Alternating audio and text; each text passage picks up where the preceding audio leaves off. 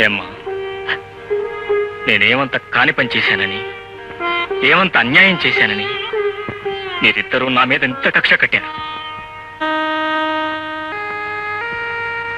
ఆ చూపులకు అర్థం ఏమిటి? నా పెళ్లి జరగడానికి వీల్లేదన్నావు, నా పెళ్లి ఆపు చేయడానికి ప్రయత్నం చేశావు. వాటన్నిటికీ తగిన శాస్తే ఇది అని సమాధానం చెప్పటమా? వాసంతి, నన్ను కాదని వెళ్ళిపోయావు, సహించాను. నలుగురిలోనూ నన్ను అవమానపరిచావు, అది సహించాను.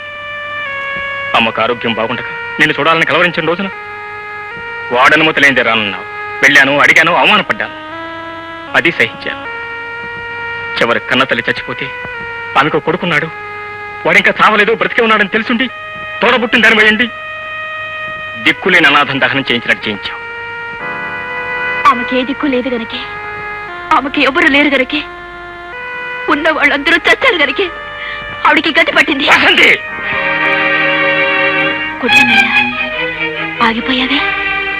చిన్నాళ్ళు నువ్వు తీసిన దెబ్బల కంటే ఇదేమి ఎక్కువ కాదు. నిజంగా నీకు అమ్మ మీద మమకారమే ఉంటే ఆవిడ ఇంటి నుంచి వచ్చిన తర్వాత ఆవిడ ఏమైంది, ఎక్కడుంది అని తెలుసుకోవడానికి ప్రయత్నించావా? ఇక్కడికి రావడానికి ప్రయత్నించావా? రావడానికి నీకు అహం వచ్చింది. ఇక్కడికి వస్తే 10 మందిలోనూ నీ అంతస్తు తగ్గిపోతుంది, నీ తల తెగిపోతుంది.